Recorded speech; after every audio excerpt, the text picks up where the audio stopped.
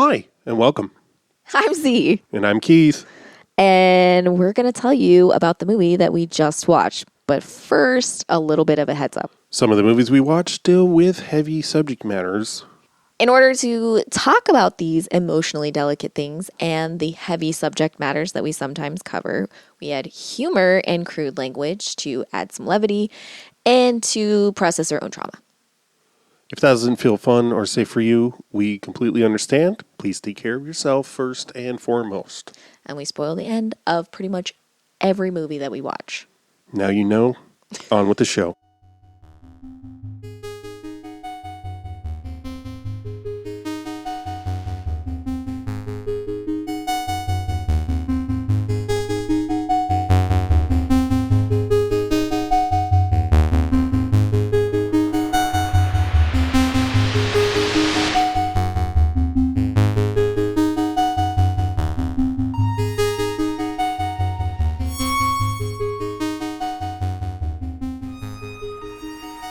I'm wondering if Kim Kardashian's gonna go see Bobby Oppenheimer first. Okay. I thought that would make you laugh. It did not.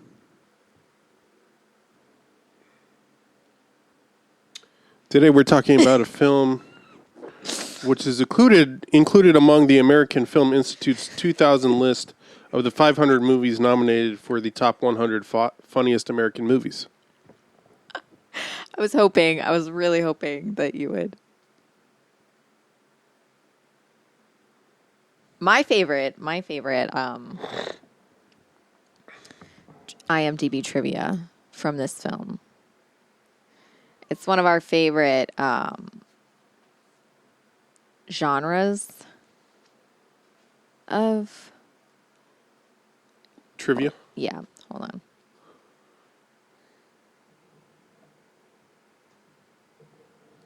I keep wanting to call it an unbelievable truth, but it's the unbelievable truth, right? Yeah. Okay. An inconvenient truth. Yeah. I think that's what. Unbelievable. All right.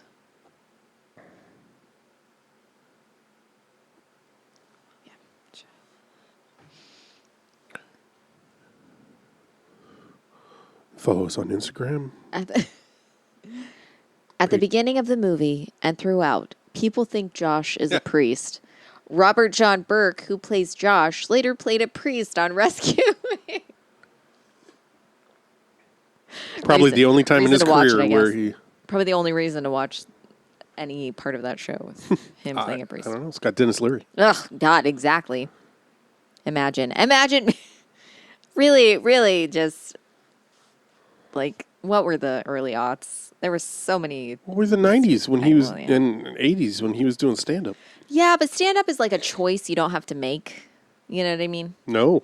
Like, you don't have to see commercials for stand-up. You don't have to see. You can just stand-up exists and you can choose not to go to it. And you don't have to be reminded about it. Look, I don't even own a microphone in front of a brick wall.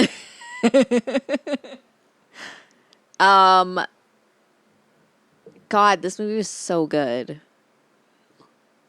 You're lying. It was so good. I was very... It has a lot in common with Trust. It does, yes. It's very... Yeah, it's very similar, too. That's not a...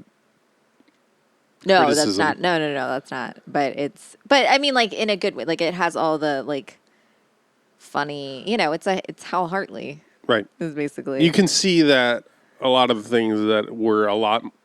Well, maybe not a lot, but that are sharper in Trust. Yeah. He tried in this movie. And they still work. I don't feel like it's a clumsy film at all. Yeah. No. Yeah, it's really... But when you think about it, like, this is one thing that I can't remember the person, but, like, who did a video that I shared with you about Trust. One thing that they mentioned that I was like, right, that's one thing, but it's so tight in that how the scenes connect and the interconnections of all the characters. Yeah. Like, that's one thing that always stood out and was amazing and hilarious to me is the scene when Matthew enters the bar. And he just punches a guy in the stomach. Like, it's never not so funny. And I think every you see time it before you know who everyone is. Yeah. Right?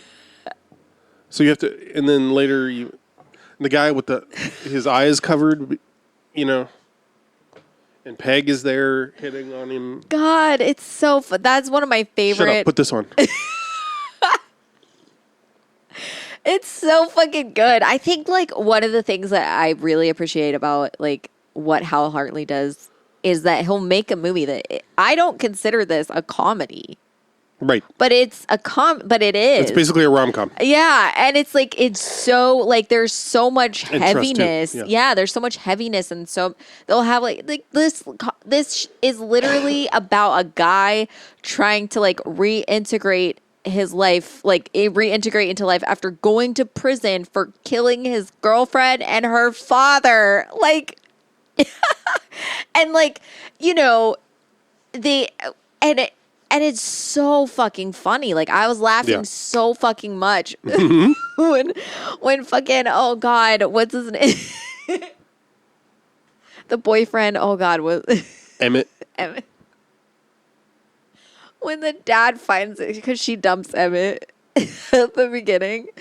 And that whole scene, God, this movie's dense as fuck. This is a dense movie because there's everything. I'm like, oh my God, how are we going to reference every fucking No, I know. funny... And that's the thing about his dialogue is it's like, oh my God. There's nothing's thrown away. No, it's so fucking funny. But like when... And I think that I can see that being hard for some people because... For sure, yeah. The dialogue is not what you would call natural. No. You know what I mean? No, in that, like... It's very heavy-handed.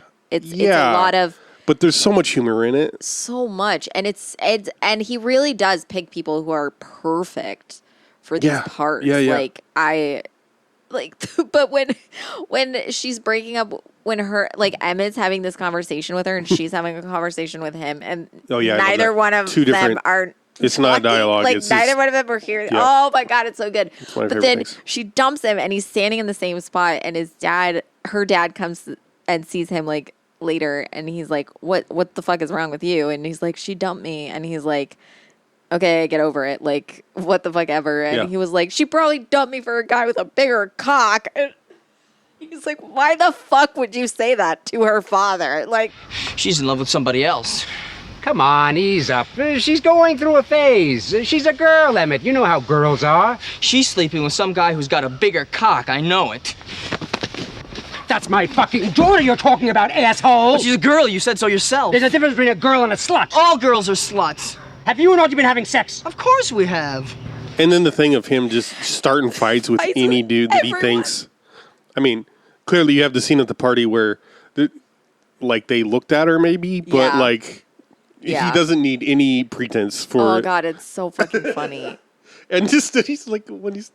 like, so good. When she gets picked up by the photographer guy in his Corvette, and then there's a dude just walking by in a lumberjack flannel. And then you see him jumping at him. He fully has to jump off the ground to push him. And the fights are always just shoving fights. They never escalate. Oh my God, yeah. It's so fucking good. No fists are thrown. She's like, you stink. Like, have you showered? Like, he's just wearing the same outfit. Yeah. It's so much of it. Oh, God, it's so funny. So fucking funny. It costs $150. Congrats. God, there's so much. It really makes me want to rewatch Trust, though. Everything does. Right. Yeah. A Martin Donovan film that's really good. It's so, oh my God. Twist my nuts. Right. It's so fucking... I really love of course, it's a little more, I guess, on the nose or on the head or in the foregrounded. Yeah. In more obvious ways in Trust. Yeah. But I just love what he does with masculinity. Oh my God, for sure. Yeah. And there's so much, I don't know. I was watching this and I was just like, there's so much about this that, I appreciate as movies go. I fucking hate how so much he just doesn't do anything that a Hollywood movie would do. Like, they're literally like, how come you killed her dad? You know, like, they're just having a conversation with him about it. I'm like, this is so fucking like, no one's, there's no, like, hiding shit. They're not fucking lying to each other. They're not, like, you know, it's the only reason, like, she's not, like, pursuing him is because she promised her dad that she wouldn't see him if he didn't fire the guy. So it's like, and so, but, like, it's not done in a way, like, she's not just, like, it's not just them, you know, constantly. I mean, they do miscommunicate a lot, which is also funny. But, like, it's not, you know, them, like, lying to each other, like, trying to impress each other. It's literally, like, choices are, there's just so much to this movie. And, I was, like, really, really enthralled, like, very enthralled watching it. And, like, because, like you said, like, there's no real downtime in the movie. There's no, like, every little moment means something, and you're watching, and, you know, you don't have, like, a scene where, like, man, and it's all, like, it feels over the top, but, like, in such a fun, exciting way, and not in a way that's, like, because I think an issue I have with, well, not an issue, something that I don't enjoy about David Lynch movies is that his stuff is so over the top that there's almost no humanness in it. And it's done. It feels like there's nothing to relate to. Right. And it feels like it's done purposely to make you feel like it's over the top, which is like defeating the purpose of doing something extravagant. You know, it's like it all feels like it's supposed to be weird. Not that, but like, I don't, it just feels like, it feels like he's trying too hard to be weird, I think is what it is. Like, it's not like, oh, I want this to be weird. You know, it's like, I need this to be weird, so I'm going to make the choice that's the weirdest and not what's organic for any of these characters or what seems, you know, what makes sense. I'm just going to do something because it's weird, not I'm going to do something because it makes sense to the story. You know what I mean? Like, I don't know. But, like, with like, Hal Hartley, there's such a subtleness in how he films things. So when something is over the top, it feels almost extra human. Because... More human than human? Yeah. No, it feels like more human because it's seen as, like, a genuine, like, because it's stripped away, because it's bare bones, because it's a very independent thing, because there's not tons of lighting and structures. You're just left with the person, them, like, overacting or doing something, like, a little bit over the top. You know, it's in that moment, the character is doing that. Right. You know, and it's so different. It's starting to smell Brechtian in here. It's so it's so, like, well done. Like, his stuff is just like nothing I ever saw. I mean, you know, I've talked about Henry Fool. I haven't seen Henry Fool in, like, probably close to 20 years. Well, no. Yeah. No, yeah, that's right. I saw it when it was new, so. Right, yeah. I mean, it came out in 97. 97. And I saw it, I think, in the early aughts. Like I said, I think in the teaser for the either I said it in the teaser or the lobby that you know, I saw Trust and No Such Thing and Henry Fool around the same time. Oh, okay. So that was my introduction to Hal Hartley. Were like those three films specifically. And the way Henry Fool, like, it was like a ridiculous movie. Like, I don't think it's even my favorite movie of his, but it was a movie like nothing else that I'd seen. I'm pretty sure it's in black and white. No, I don't think so. I'm pretty sure. Well, at least the version I saw of it. I'm pretty sure it was black and white. That's that's always how I've remembered it. And that was like another thing that felt like very strange to me about it was that it was black and white and it was not you know, and it had fucking Parker Posey's in it, of course, because I absolutely love her.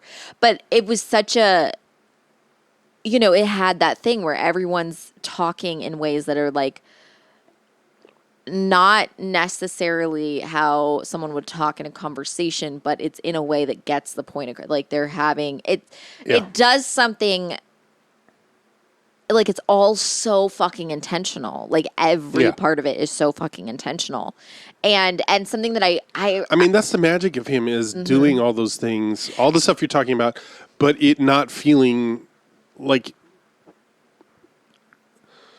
you're aware of it, but not in the way of like you're. It doesn't take you out of it. Yeah. Like, and this is something that Henry Fool does that that this movie does as well. And it's something that I think is such a powerful sort of trick to do, especially in like visual media, where like in Henry Fool, he writes and he puts his writing up places and it's so morally offensive to people. Like it's so, but you never read see what he's written. You never hear what he's written. And the same thing is done with her modeling. Everyone's looking at it. Everyone's viewing it. You never see a single thing. They just open things up and they're like, look at her. Do you see? But you never actually see the photos, what she looks like, what she's wearing. You never see any of it. Yeah, classic. And so you're left with this. They're like, she's so good. She's doing such a good job. But like you literally never see any of it. She's got nothing on. Not in this one either. Well, I think it's an ad for jewelry, I think. She's absolutely naked. You don't see much. You see enough. And then she's like, they paid me almost $1,000 for my foot. And there's so much. And oh God, there's so much to this fucking movie. And it's so, like, all the deals that she makes with her dad are so, every single time, it's so funny. Yeah. I remember that annoying me that maybe on previous watch through. Oh, man. And I don't know why. Just that, like, why are we doing this? Like, yeah. It was so, like, just how ridiculous, how they go back and forth so, like, it's just like immediately, like he'll be like, "You need to go to college," and then they just start like going back and forth about it again. But it's not. It's like they're not fighting. They're literally just like, "I'll do it if you do this." Well, I'll do that if you do this too. Okay, but only if this is And it's just like this back and forth, and neither of them really like fully like adhere. I mean, like her dad ends up giving to that charity, which I love. Oh my God. I love that he calls it like a leftist commie charity. Every time it's some different string of adjectives that are hilarious. Good. I love it. This reminds me, I happened upon a tweet that mentioned Martin Donovan. Happened. Keep an eye out for this hashtag. No, but it was like, this is like hilarious to me because I'm like, I honestly don't know what this is referencing. Okay. Other than, the fact that he's not a piece of shit or something. I don't know. But someone said, I used to be a big fan of Martin Donovan. Like it was like in response to like a tweet about trust or something, or I don't know. The film? Yeah. Like not the concept. Yeah. A tweet about trust or like or Hal Hartley movies or something like that. Like I think it was like someone responding to like them posting about like a Hal Hartley movie he was in, which might've been specifically Trust. Okay. That was, I used to be a big fan of Martin Donovan until he like started. Oh, I wish I could remember I should have screenshot it. But they were like, I used to be a big fan of Martin Donovan until he like started. He like took he like got infected with the woke mind virus, and he's like a total lefty, like like. Yeah, they were just like shitting on his leftist politics. And I'm like, that's hilarious. I'm like, that is hilarious. Because like, I do think that he's more, like anything I've seen of him talking about any sort of like political thing, he does seem to lean more left than anything. Go figure. Yeah, right. Yeah, shocker. But like, I've never seen him take I mean, granted, I don't know everything he's fucking ever done or whatever. No. But like, I've never seen him like take on any sort of like political discussion to any degree. Like I remember when there was like Occupy Wall Street, I saw like a clip that he went to Occupy Wall Street because he said that it was an important moment in history. And that everyone has forgotten about already. He was like, why wouldn't I want to be here? He's like, this is an extremely important thing. Of course I'm going to support it. But like, I'm like, is that what they're talking about? Like, I mean, that was so long ago. That was like way before like the woke mind virus ever came into. Well, it's been around. It really? How long? A year? It's panspermia. What? Panspermia. What's that mean? You know, like from X-Files. Life on Earth came from extraterrestrial sources. I see. Yeah. But anyway, I just the black oil is the woke mind virus, basically. Oh, I see. I got you. That makes so much sense. Right. Or, you know, whatever the alien is in the thing. Oh, yeah. Anyway, that was something that I thought was really funny. That is very funny. I used to be a fan till That's how I feel about Taylor Swift. Remember how right-wingers thought she was on their team until she said, like... I know. Vote for this person in Tennessee or whatever happened? Well, I think that's why she made... I don't know I don't know that I'm right about this, but they thought... She was like, oh, they think that I am. She was like, I gotta say something opposite of that. I saw a clip of her, like, her people being like, you can't say anything. And she was like, why can't I say anything? I don't want to support, like... Yeah. She's like, why would that be a bad move for me to be like, I hate this person? She's like, I don't understand. But whatever. Yeah. Hartley. Yeah. God. Man. I don't know. I was thinking about this because I looked up the person that played Pearl because she looked so familiar. Yeah. She was in an episode of Law and Order SVU. Of course. I think way back when it was first on. But, which is probably why she looked so familiar to me because I'm like, oh, I feel like I've seen her in something recently. But I'm like, so many people from Hal Hartley movies have been in Law and Order SVU, specifically Hal Hartley movies. Yeah, I mean, it's as you said with the Broadway pipeline. It's just because it's New York. Exactly. Right. Yeah. It's like, but I'm like, that's so interesting that, like, that specific thing. It's wild to me that, like, besides Robert John Burke or whatever his name is, you know, who's not even that. Like, you could say that his name to. Like, people have probably seen him in something. For sure, right? Yeah. But probably don't know his name.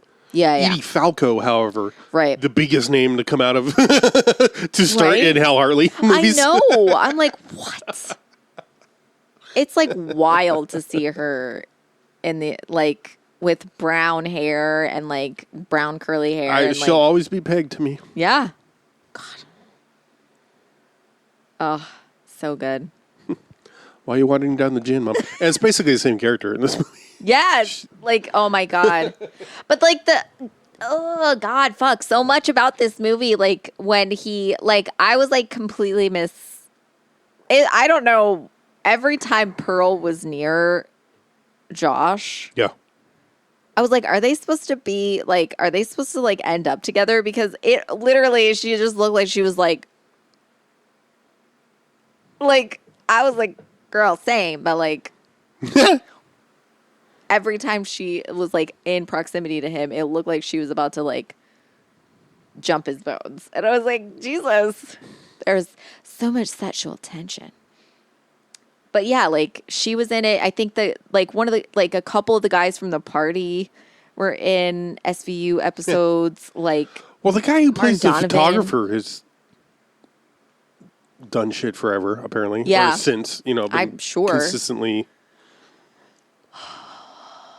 Who did I say? He reminds me of Jeff Daniels. Yeah. And you said Greg Daniels at first. I know, yeah. I was thinking of Greg Proops. Daniel Craig. Oh, okay. Craig Proops. Wait, who's that? Oh. Papa?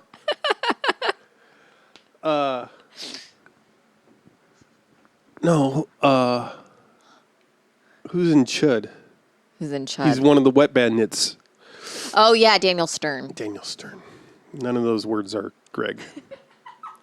Greg Stern. Jeff Daniel Sternbergen. Son. Greg's. No. Again, oh man, what was I gonna? Oh fuck. Yeah, like when Pearl passes out when she sees him the first time, and he brings her in, and like this is a thing. This is a fucking thing that I love.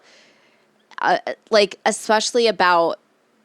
I think Hal Hartley does it so well. I don't think he's the only person that does it, but like when like a ridiculous thing happens and like people sort of just adapt around it, and like it's so funny to me. Like he brings her in and she's like, "What happened?" He's like, "She passed out," and she's like, "Okay," and like Pearl wakes up. She's like, "What happened?" And they're like, "You passed out," and then she's like, "Okay," she's like, "Are you gonna come to work or not?"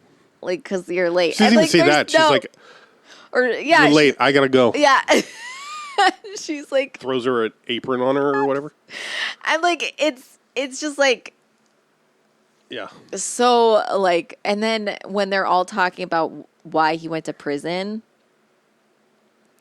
and they're all just like having a conversation about it, and it's like so funny to me because like you're like you said, you see like how everyone is intertwined and how everyone sort of knows each other. I would be terrified. What did he do?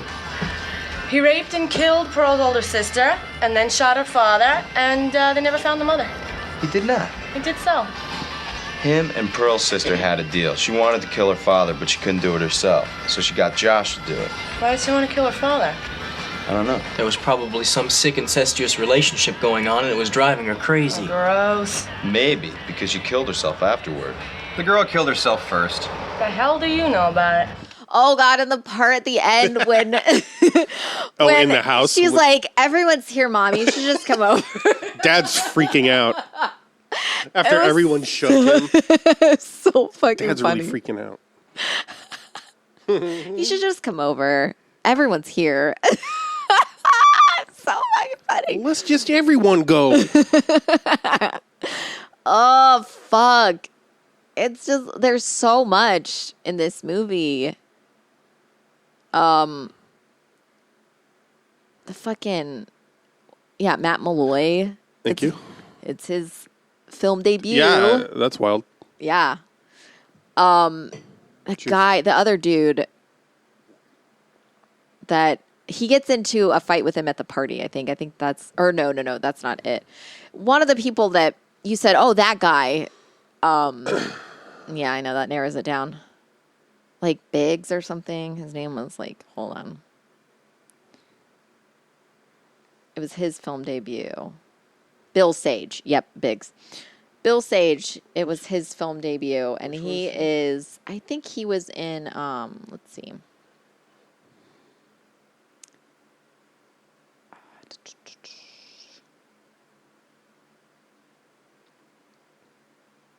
Yeah, he's also been in, Hal Hartley movies, and in Law and Order, but hold on. I want to see. Oh, yes. He's in Trust. He's the guy at the abortion clinic. That's what I was gonna check. Yeah, he's in Flirt also. Yeah, he's from also this in movie. High Art. Oh, he's in this movie called We Are What We Are, and it's a movie that I really want you to watch because it is a slow burn movie, and it's one of those movies that is like, it's, when I first watched it, I was like, oh my God, this movie, like, who cares? But then like the end happens and I was like, and I wanted to watch it again. Anyway, I'm like, he was in it. Like it's insane how many people that have gone on to do like a lot of kind of strange shit, like have like started out in, because I think the careers of like people like Bill Say, like he's done some interesting things, and like Martin Donovan also has done some weird shit, right. And Robert John Burke definitely, I think RoboCop 3. Yeah, exactly. Like but to think that they all got started doing movies like this is like so fucking cool and interesting. And God, did you know that some people, this is a thing that I thought I was going to try to do. And then I realized I was like, I don't know how, some people write. I mean, I understand the reason for this, but I feel like for us, it would be so hard to track because of how we talk about things. But for podcasts, people will like give timestamps to like how the conversation goes. Like this section is talking about this section is talking about that, this section is talking, and I'm like, oh my God, that I understand wanting that if you're looking for like specific information, but oh my God. No, I don't see how that would be useful for anyone listening to this podcast. Yeah, exactly. I thought about doing it. Or us. Like, what? Like, yeah, they break it down like very, no, thank you. I mean, yeah, I don't know. Yeah, I just don't. I'm trying. Oh, God. Please. I was going to say the guy who plays the dad I thought was great. Yeah. He made me think of, oh God, I couldn't remember what the dude from Eat the Rich that kept the guy who we couldn't understand anything that he was saying. Like, Nosh? Nosh, yes. I was like, Fitch? Fetch, like something like that. Yeah, Nosh. He made me think of Nosh, mostly just physically because he has that like weird sort of like mustache and he looked like he was going to beat everybody up the second he saw them and sometimes tried. Chris Cook, R.I.P., 2013. Founder of Long Island Film Festival. Oh, wow. And worked for many years as Suffolk County Film Commissioner. Wow. I really want to watch Ned Rifle. Sorry. Calm down. Yeah, I want to watch the trilogy, which is Same. Henry Fool, Ned Rifle, and Faye Grimm. Yeah. In Flirt, too? Yeah, according to Floda, Yeah. Flirt begins. I introduces the character, I assume, of Henry Fool. I don't know if that's the case, but we'll see. Yeah, we'll see. But yeah, I'm down to do that. Yeah, I mean, they're all Henry Fool's the only one that's made in the 90s. In the past. I don't know that Henry Fool would warrant a full episode anyway, so maybe we can watch that and do like an unmentionable, and then we can do Faye Grimm and I don't know, whatever. I just really want to watch. I want to watch Ned Rifle because I want to see it. I think. Have you seen Faye Grimm? No, I haven't seen Faye Grimm. I want to watch that too because it's Parker Posey. But Ned Rifle has Aubrey Plaza in it. Oh shit. And Martin Donovan plays a priest. So I really want to watch. I really want to watch it. I just, for no reason. Anyway. Yeah, I don't really know what to say. This is another one where it's like, it's so good. Yeah. I just feel like I'm being like, yeah, this part was good. And yeah, that part was good. Kind of. With trust, when our episode on trust, we try to grapple with what makes Hal Hartley fascinating, compelling director to us. So I don't want to retread all of that again. Yeah. I mean, who cares if we do? But really, I think, no, I just mean like, I think if we even tried to reiterate, it would be different. It would sound different now. That's fair. But I think there's like such a flavor of, like, this is where I'm sorry, I wasn't trying to interrupt. No. Okay. There's such a, there are times when I feel like, and we've talked about this probably, I don't know if on podcast we've talked about it, but where I feel like nostalgic, not for a period of time I miss, but for a period of time that I missed, that I like wasn't part of. Like, I feel like which is a specific thing that it's like nostalgia for something that never happened. I can't remember. I'm sure there's a German word for it. No, there is. I saw a YouTube video about Adventure Time.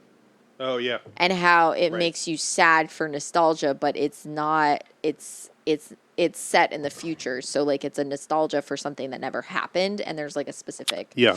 But whatever. My first thinking of this feeling or being aware that I had this feeling was in 1992. I visited some friends who I had met the previous summer while I was at California State Summer School for the Arts, and I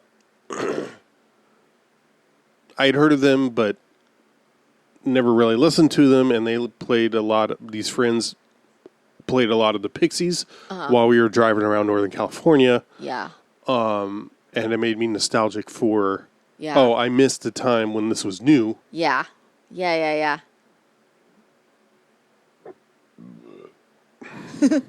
Right. I mean, I feel like I miss, because I did start getting into film when indie films were getting a lot of recognition. Yeah. But right before they kind of got phased out into, these indie movies, or quote absorbed unquote, into, are so popular, so we can just make them ourselves and, whatever. And really, I think things like Sundance and shit like that really help to phase them out as much as as it's like, it's a way for people to see, indie movies. Like, being featured at Sundance is like so many movies. Well, there became a Sundance channel. Exactly. Right. But likewise, so many this movie starring all these really big names from this studio is showing at Sundance. So it's like, okay, wow. Yeah. Indie movies. But watching these, it like does make me feel like so nostalgic for movies, there being like something to sort of lose when you make a movie. So like, and by saying that, so you referenced the picture of Samuel L. Jackson like holding a gun. Yeah. That's like and just like sitting in a chair, and then the whole thing gets CGI'd into something else. So I don't know if you actually read about why that is. The reason why it's cheaper to CG a fucking set than it is but someone build a set for reasons for not the reason you're thinking. Okay. So the reason why they do that is because it's like, it's basically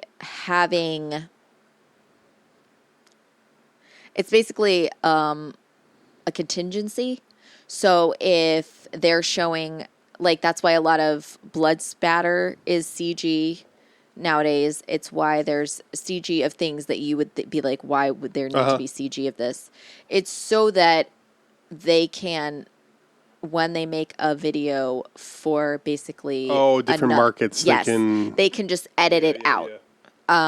So it's CG'd so that it can be optimized for essentially anyone. So like whatever the market is, they can change anything within it. So movies are made so that they can make as much money as possible. Sure. But like, when I say I miss when movies had something to lose, I miss when movies had to get storyboarded, because like storyboarding doesn't exist anymore. Oh yeah, because of that. Like they don't storyboard because there's no point in setting up a shot that's going to be CG'd. Yeah, like I guess so. It's not in the same way. Like you don't have to worry about that. And it was also, since nothing shot on film. Correct. It's less. Correct. You do that so you don't. Correct. Waste film. And also, right. And like there's a lot of, they said essentially like, it's why there's so many shots of so many things. Like it used to be about like how to film something artistically, and now it's like how to film something from every angle so that if you have something that ends up being not good, you can just cut away to another spot. Like basically you film a scene from every angle so that if like the back and forth between the main characters isn't working, or like something fucks up with the film, or there's a thing happens that you can't show on camera, you just cut away to something else, like a person reacting to the conversation and stuff like that. So it's like, it's all about how much footage you can get as opposed to how to get just enough, you know, because it used to be shot on film. You used to have a limited amount of film that you could use. You couldn't just keep going and keep going and keep going until you got it right. You had to you had to make the film time code. You had to milk. You had to milk it. You had to make it work with what you had. Yeah. And this is why amazing shots happen in films like Trust and in films like this. Yeah, so many people, because they had to shoot something. They had to get their point across, and they had to tell you a story. And they had such little time. So they had to set everything up. And it wasn't like, how's this movie going to do in China? And do rehearsals. Right. How's this movie going to do in the... I'm sure Marvel movies, people don't rehearse outside of... Yeah, fight scenes and shit. Yeah. Training for the fight scenes that I don't even know why you have to learn combat. Like stage combat for, because... I know. It's so but then I saw a thing recently of... I think it was Tobey Maguire doing a scene for one of the Spider-Man movies he was in. Yeah. And he was actually running and jumping around stuff. Yeah. Yeah. But then again, that's 20 years ago now. Right. So. But, and it's not like poo-pooing on the fact that it's fine that you want to be able to show a movie in another country and to not get blocked because of that. I get that. But having to basically take the art out of the whole point of film is a lot of it is there's no such thing as art films anymore to the degree that they used to be made. Well, I mean, it's I guess I always get hesitant about saying things like that myself, because I'm like, well, I didn't know about this movie in 1989 when it came out, when it was doing a festival circuit or whatever. Oh, for sure. Yeah. I mean, but here's the thing. That's why I'm saying I'm nostalgic for this time, because there was I'm not saying I want to go back to this time to where, you were lucky if anyone saw it kind of thing, or there was no way to advertise it without spending a ton of money. That's not necessarily what I mean. What I'm saying is I wish that it didn't have to get completely obliterated by the digitization of media. Right. And I feel like there should be, I don't think that, especially, and I'm not saying that no art house films exist. I'm saying they don't exist in the way that this film did, because they can't. Yeah. Because they're not even remotely made the same way. Hal Hartley doesn't even make movies the same way anymore. And that's fine. I'm saying. Art houses aren't. Correct. Yes. Sure, there exist theaters that show movies on film. Yes. That are old or what have you, or art films, but if to have a contemporary equivalent, it should be different. Yeah, because correct. Did you see that there's the film, what is it, 70 millimeter or 80 millimeter? What is the? I think 70. There's 35 and then 70. 70. Okay. I think. Yeah, the double. Yeah. So the 70 millimeter Oppenheimer film, literally on film. Okay. I saw a clip and I was my mind was completely blown. I can't remember. Someone posted it on Facebook. It is huge, 3 times the size of a normal film. And it's done. This is really where I was what the fuck? Platter system. The platter system is used. And I was that's literally how? How can they do that? The only reason I'm which says it's the more destructive one, right? It is the more destructive one because you have to build the film have the film built. There's no way that every single time you project it, and you have to break it down, which means that essentially you're cutting the movie. I mean, I guess because there is digitized versions of it, they're not, so it's not as like. I don't know, but like the whole thing. This is where I'm confused. It's only a handful of theaters places are going to project the 70 millimeter. I guess, but this is where it confuses me. But it's specifically shown on the platter system because I don't know, okay. From my understanding, one of the reasons why the theater that I worked at digitized is because they were getting rid of the platter system so that you weren't able to show films on the platter system anymore. And distributors wouldn't let you have the film if you were using platter if you were using the platter. Yes. Yeah. So I'm like, what? I was so confused. I mean, I understand that the 70 millimeter is a different format than 35, and you're not going to be showing something like from 30 years ago. So like there's not the need to like preserve it in the same way, but I was still like, what? It fucking blew my mind. It absolutely blew my mind that it might just be that that's like the only thing. Like it might be a numbers game that's all that's around. Yeah. Enough like to play 70 millimeter. Yeah. Well, because the Virginia, and also because of his size, the Virginia plays 70 millimeter. But on reel to reel? But they have reel to reel. Yes, because they were under the same guidelines that our theater was under. Uh-huh. And so they used the reel to reel. Huh. And they still showed films because they had the money to, because it's yeah, I don't know. That's wild. Right. I'm like, what? But they do. They show 70. So it's not like a thing where like all 70 millimeter films are shown this way. Oh yeah, no, I didn't mean to imply that. I just meant like specifically of existing 70 millimeter projectors in the country. Mm-hmm. Yeah. Maybe because I assume that was the cheaper system. A platter system. Yeah. Yes. I mean, to purchase and overhead wise. Yeah, I think it's more... Because why else would you use it? Because you need 2 projectors. Yeah. For the reel-to-reel.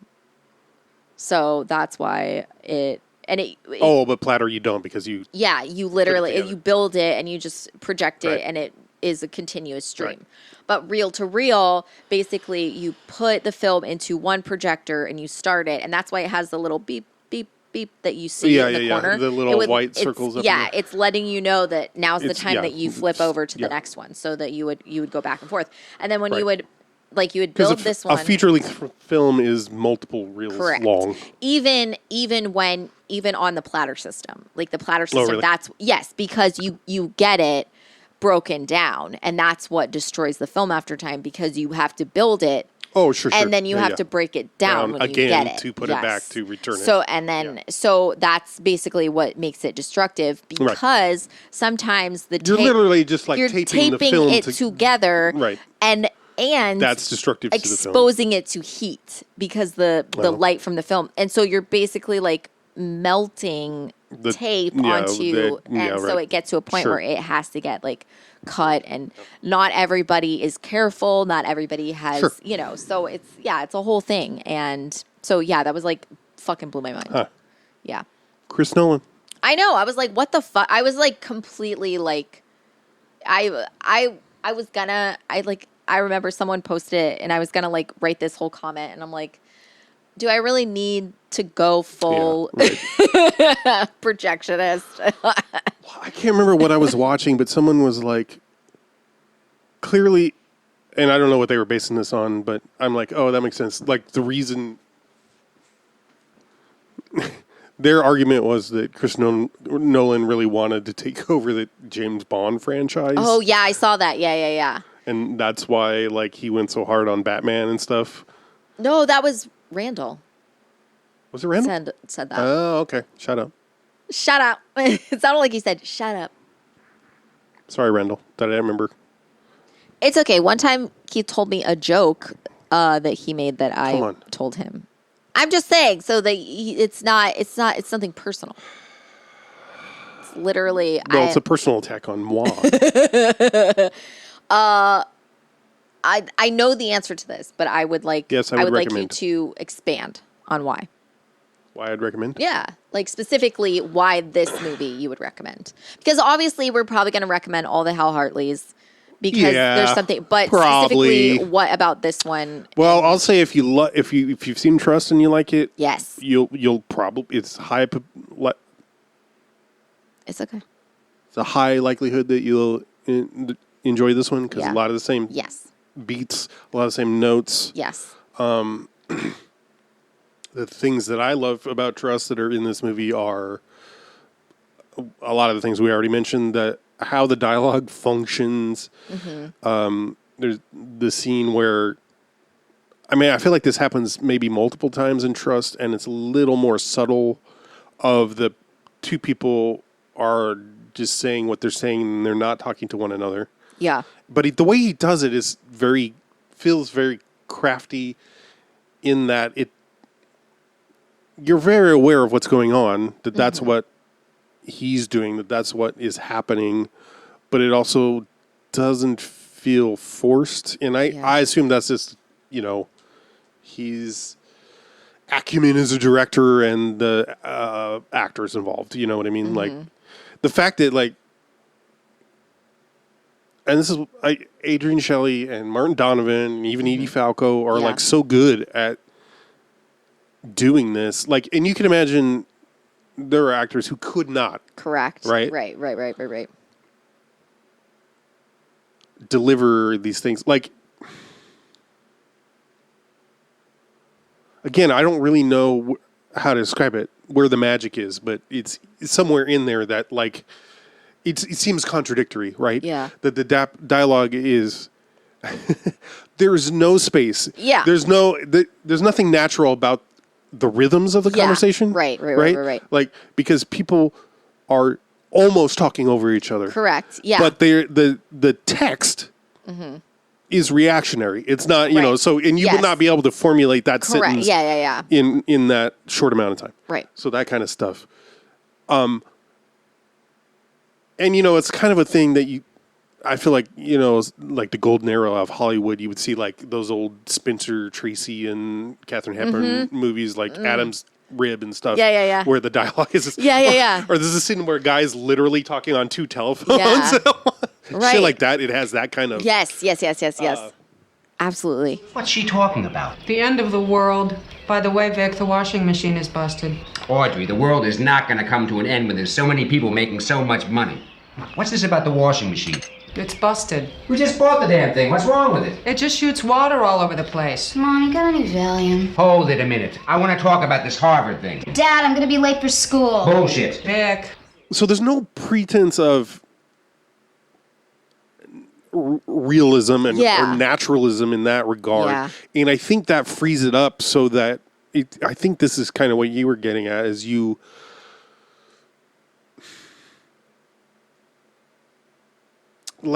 aren't reliant then on, what I think a lot of TV and film actors are taught is to show it on their face. Yeah.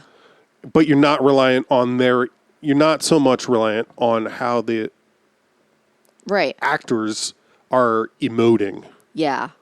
Somehow. Again, this seems, anything I can think to say about it, this seems totally contradictory to what the previous thing I said. Why it works. I can't tell you. Yeah. There's something that's, it really, specifically, it feels like every shot, every word, all of it is so intentional to the point that you know that you're watching a piece of art. Right. But and again, it makes it's you not want to pay attention to it. There's films like that you feel that way and it's oppressive. Yeah, for sure. You're being punished for it. It's so impressive that it could feel like that, and you can laugh so fucking hard at so many of the things that are going on. It also feels it takes no effort to watch this movie. Right. You know what I mean? Yes. And it doesn't feel like it takes itself super seriously at the same time. Yeah, and I think and again, I don't know how to describe how that's how I get that feeling. Right. Watching it. when at the same time, yeah, it clearly does take. I mean, he takes the craft seriously. Obviously, yeah, the actors clearly are taking their job seriously. So. Yeah. Yeah, I think I would definitely recommend, obviously, but I think something that I think I agree with you that it's so similar in vein to Trust, but it is still somehow it's a very different movie at the same time. Like their characters are different, they want different things, they end up with different things. Like it's a very different movie, but there's something different so philosophical things that are grappled with. But the similarities, I think, is where it really pulled me in. Like there's so much about Adrienne Shelly, like in both this movie and Trust, she's playing someone who's like just finishing school or just about to finish school, like high school, and is being seen as like a sexual person, but there's something that's so interesting about it because it's done in a way that gives the character autonomy, but doesn't fetishize the youthfulness of her. And it shows the struggle of that, like being on the cusp of adulthood and that sort of like you go from you're a kid to you're an adult just because you have a birthday. You know what I mean? And like that sort of like difficult struggle. Arbitrary. Yeah. Like a number shift makes you have to view the world so differently. So he's able to create this like multi-dimensional female character that is not like virginal in any way. Right. And isn't like naive. But also there are aspects, there are aspects of it where it's like she's still learning about the world. Like you still see her as like being youthful and like having, you know, a misunderstanding. But what the connection, like her character in Trust and her character in this, and also, you know, Martin Donovan's character and Robert John Burke's character in this, the similarities is like she's never demonized for the things that she doesn't know. Yeah. She's never punished for being sexual. She's never she's not like the dad, even when like her Emmett or whatever is like, we've been having sex since we were 15. The dad beats her up, and then he doesn't go home and say like how dare you? Well, you said the dad beats her up. What? Just now. No, he beats Emmett up. Yeah. Oh, wait, I said her up. That's what I heard. Okay. He beats Emmett up for saying that. Right. You know, and in Trust, like her dad has a heart attack, and it's like it's your fault. But I think there's the similarities. I had a feeling you two would hit it off. There's like a similarity in that in Trust, she's always taking responsibility for everyone else's. Like at first she's like, I don't have to do anything. I don't want to do anything. Yeah. And then everyone's like, you're the reason, you know, your dad's dead. And she ends up just, by the end of it, she's taking on so much responsibility of everyone. Yeah. And Martin Donovan. Well, and like Matthew Slaughter is almost the opposite of that, sort of. Well, but right. And he almost seems like once they start interacting, he almost seemed more naive in a way. Well, that's what I mean. Like she's saying like by the end of Trust, like she, like when he like sets off the grenade or whatever in the building, and she's like, I'll say it was me, you know, and then he's like, no, like, and he like, I feel like it's about taking responsibility for the things you've done, but not shirking your responsibility. I don't know. Maybe that's a dirty word. I don't know. Not dirty like word? I don't know. Is shirking like one of those? Okay. To my knowledge, it's not like a slur or something. Okay. But also not taking responsibility that doesn't belong to you. You know, not like being like, I'll be responsible for all of it. So like at the end of it, like they're both learning that like to take responsibility only for what is theirs to take. Yeah. And then, but a similar thing happens in this movie where like Robert John Burke is almost like the Adrienne Shelly character, where he's been told, like he has taken responsibility for killing someone. He's taken responsibility. Well, yeah. And like one of them, you know, it was a driving thing, and he killed his girlfriend because he got drunk and they crashed their car. And then the next one is that he wanted to apologize to the dad, and when he did, they got in a fight, and then the father was like, quote unquote, pushed down a flight of stairs. And everyone's like, why did you do it? And he's like, I don't know, like, it just happened. And he talks about, like, you know, I never thought I could kill someone, and yet I did, and like it happened, you know, and all of these things. And you realize that, like, in the end, Pearl tells him, she's like, you didn't actually kill him. He got startled and he fell down the stairs, but you had been knocked out by then, and you were completely, like, unmoving, and there was no way that you could have done it, and I was there and I saw it. And he'd already served his prison term. There was nothing, like, left, and he just, you know, it's like and it doesn't, like, give you any sort of, like, resolution to that part. It's just, like, knowing that, like, he has taken responsibility for a thing that did not belong to him for however many years he was in prison. And sort of, like, his, like, refusal to let himself have freedom, refusal to let himself have peace because of it. Yeah. And it's sort of like he can now, like, sort of start living life. And so it's like there's such interesting characters, and the way that they, you know, for it being like just an indie movie, and, you know, sort of like, just like you said, like, it's essentially just a rom-com, like, it's a romantic comedy, like, and Trust is kind of the same thing. Right. But there are so many underlying heavy, like, very dramatic, very deep, very important themes in these movies that are both given levity and also taken seriously. Yeah. And it's such an amazing thing. And I think that if you're not a fan of Hal Hartley, well, I don't know what the fuck is wrong with you, but I definitely recommend, like, and I would recommend, like, I wouldn't start with Henry Fool. I wouldn't start there. But I would definitely recommend, like, watching these movies and, like, looking at them, not like a rom-com. Don't expect a rom-com. But, like, look at every piece of, like, how they're shot and the angles and, like, the inflection of how people talk and, like, all of these I feel like they're infinitely rewatchable. The fact that I first discovered Trust in the late 90s, and here I am still talking about with the same, if not more, enthusiasm. And, like, you know, Trust is, like, one, especially now, Trust is, like, insanely relevant because it's literally a movie about, like, one of the central themes is, like, whether or not the main character is going to have an abortion, and why, like her reason for having one, like, right. and everyone around her, like, giving her reasons either to keep it or not. Yeah.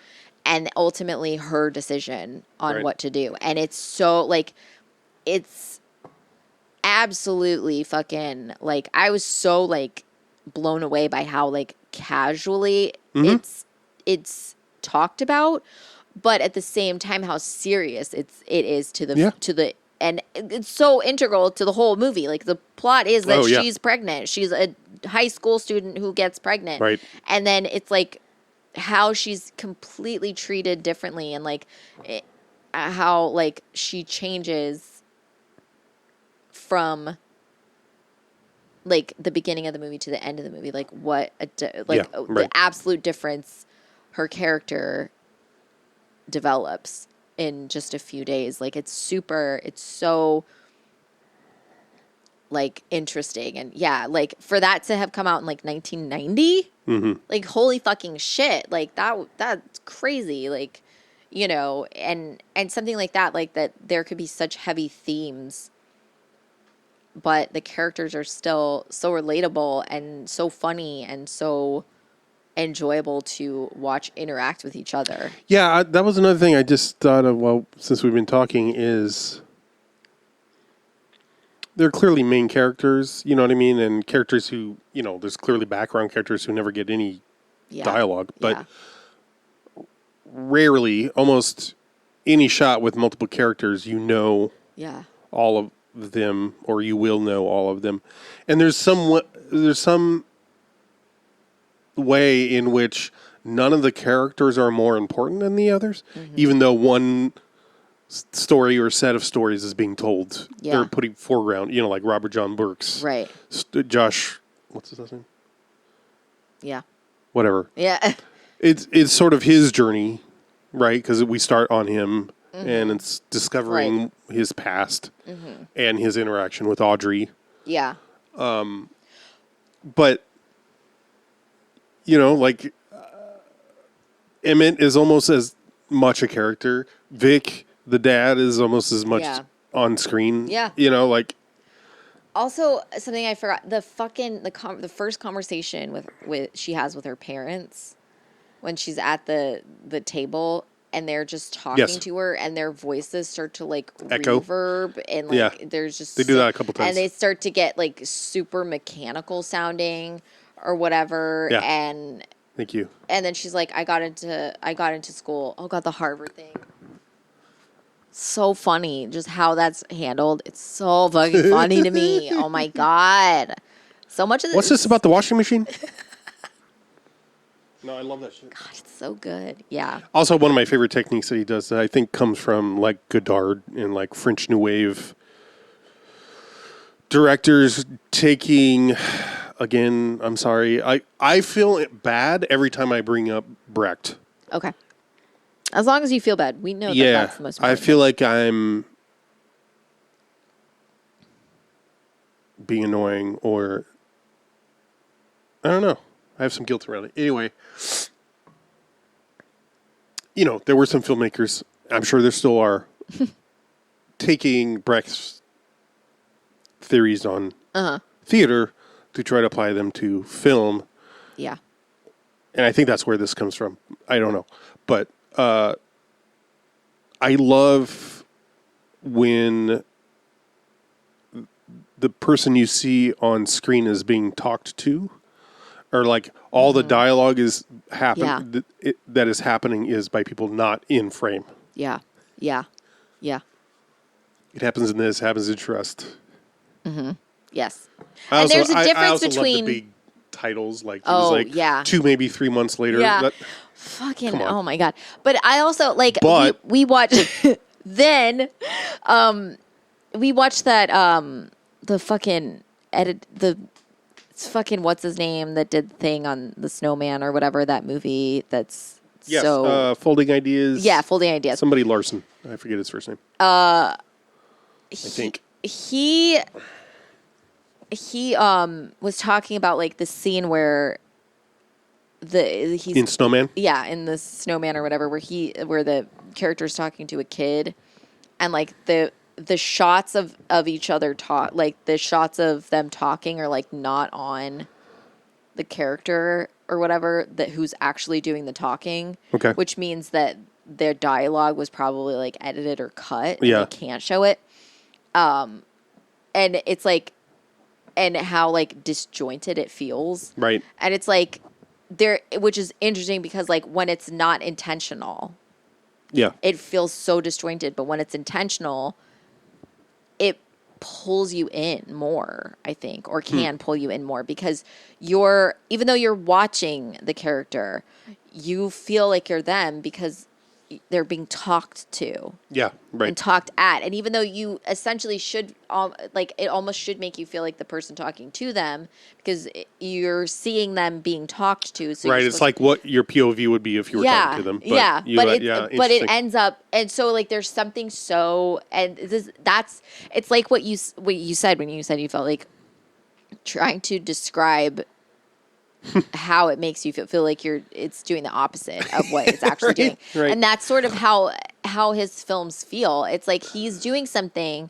that ends up having the opposite effect of what it feels like it should be having. Yeah. And it ends up pulling you into the movie more. Every time something's exaggerated, every time something's over the top, it somehow manages to pull you in more instead of making you forget that, or make you remember, oh, this is just a movie. you're like, oh my God. Like, because I think in some way it does ring true that like when you're the observer, sometimes other people's behavior, you're like, I would never do that. I would never act like that. So in a way, it makes you honestly feel like you're actually watching two people interact because you're like, oh, this is absurd. But that's sometimes how it feels to observe other people. Is that you're like, why the fuck would they say that? I would never say that. You know, so it's just, his movies are so rich and there's so much that can be taken from them. And I recommend, I haven't seen all of them. We're going to remedy some of that this month, but I'm very excited. This is probably the most excited I've been for, and that includes my birthday month. Damn. I know. Yeah.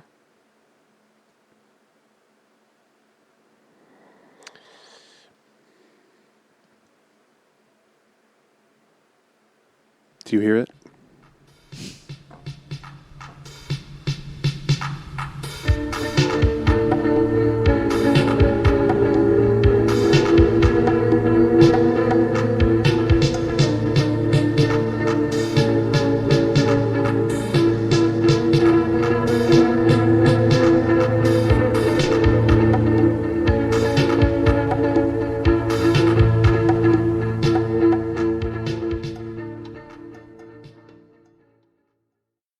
They paid me almost $1,000 for my foot.